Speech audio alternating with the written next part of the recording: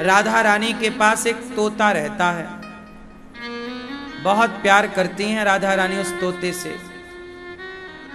एक दिन वो तोता राधा रानी के पास से उड़ गया और जाकर के कृष्ण भगवान के महलों में जाकर के बैठा। तो जो श्री कृष्ण के बाल सखा थे उन्होंने उस तोते को पकड़ लिया। अब राधा रानी ने देखा कि मेरा तोता कहाँ गया, शुक कहाँ है। खोज करी गई तो पता लगा कि वो तो कृष्ण के पास है। तो वृषभानु जी आए, संग में राधा रानी आई। नंद बाबा के पास श्री कृष्ण खड़े हैं, एक तरफ वृषभानु जी के संग राधा जी खड़ी हैं, दूसरी तरफ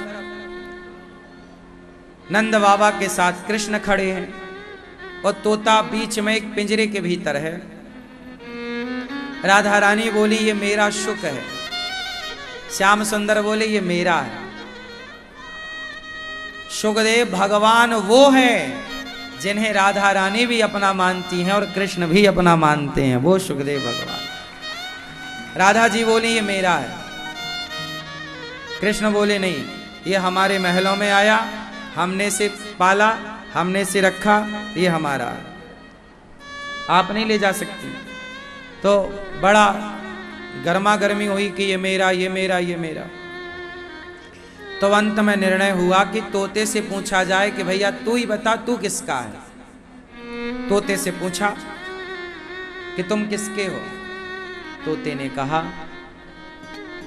कि मैं तो आज जो कुछ भी जानता हूं, जो कुछ भी मैंने पढ़ा है वो राधा रानी के बल पर। मेरे गुरु राधा रानी हैं, कृष्ण कृष्ण उन्होंने ही मुझे पढ़ाया है, इसलिए मैं जानता हूं कृष्ण कौन है। तो मेरे गुरु राधा हैं, मैं राधा का हूं। राधा रानी तोते को लेकर चली गई। घटना बरसाने की है। एक दिन क्या हुआ कि भगवान श्री कृष्ण बरसाने आए, सारे ग्वालों के संग आए। तो राधा रानी की सखियां और कृष्ण के सखा दोनों में एक खेल स्टार्ट हुआ, लुका छिपी का। हम छिपेंगे तो आप खोजना, आप छिपेंगे तो हम खोजेंगे। ये खेल हम सब ने बचपन में खेला है। क्या आप लोगों ने खेला है ये लुका छिपी का? किस किस ने खेला है? राधा रानी श्याम सुंदर छिप गए। राधा रानी में दाम पड़ा, अब पकड़ो। तो राधा रानी ने श्याम सुंदर को खोज लिया, ये कन्हैया। अब राधा रानी सबको पकड़ लिया। अब आया कृष्ण का नंबर। तो राधा रानी ऐसी जगह जाकर छिपी कि घंटों तक कन्हैया ढूंढते रहे, राधा रानी को ढूंढ ना पाए। तब कन्हैया ने सुखदेव जी से कहा, ऐ तोता, तुझे तो बहुत प्यार करती है ना राधा, तुझे पता है, तू बता दे कि राधा कहाँ है। कन्हैया की बातों में तोता आ गया और उसने बता दिया कि वहां श्याम सुंदर गए, राधा रानी को पकड़ लिया। तो राधा रानी को सखियों ने बताया कि ये तोते ने बताया है। तो राधा रानी गुस्सा हो गई। तोते से कहा कि तुमने हमारे खेल में व्यवधान पैदा किया। हे शुक, क्या जरूरत थी बताने की? जाओ, मैं तुम्हें श्राप देती हूं कि तुम इस मृत्यु लोक में जन्म लोगे। मैं चली जाऊंगी पर तुम यहीं रहोगे। अब तो तोता रोने लग गया। हे प्रभु, मैंने आपकी मदद करी और ये हो गया। भगवान बोले चिंता की बात नहीं है, ये सारी मेरी लीला है। राधा रानी और कृष्ण का गुणगान कौन करेगा, इसलिए तुम्हें यहां प्रकट होना पड़ेगा सुखदेव के रूप में। तुम भागवत के रूप में हमारा गुणगान गाना, ताकि हमारा गुणगान सारी दुनिया आपके माध्यम से सुने, और जब तुम गुणगान गा लोगे तो तुम पुनः राधा रानी को प्राप्त कर लोगे। तो राधा रानी के द्वारा वह तोता बाद में सुखदेव भगवान के रूप में प्रकट हुए। और जब भागवत की कथा सुनाई तो उसके बाद सुखदेव जी पुनः उस श्राप से मुक्त हो गए।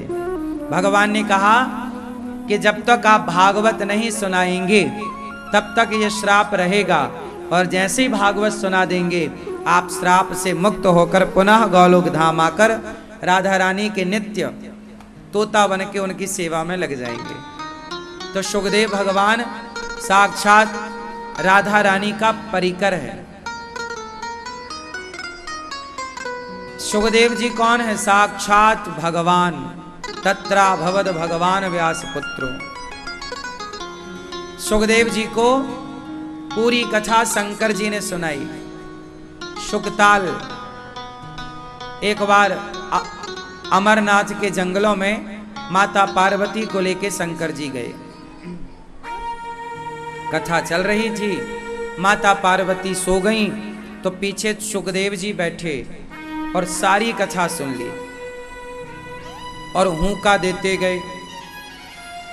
जब हुंका चालू रहा और कथा पूरी हुई और जयकारा लगाई गई, बोली वृंदावन बिहारी लाल की, तो माता पार्वती की नींद खुली।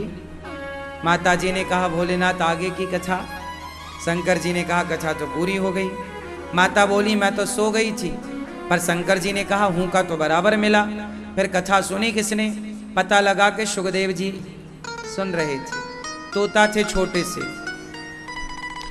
शंकर जी ने त्रिशूल निकालकर दंडित करना चाहा तो उड़ते उड़ते ये बद्रीनाथ आए, जहां वेद व्यास जी की पत्नी मासिक धर्म से निवृत्त होके बैठी अपने बाल सुलझा रही, उन्हें जम्हाई आई और सुखदेव जी माता के गर्भ में मुख से प्रवेश कर गए। और बाद में वही 12 साल बाद बाहर आए सुखदेव भगवान के रूप में।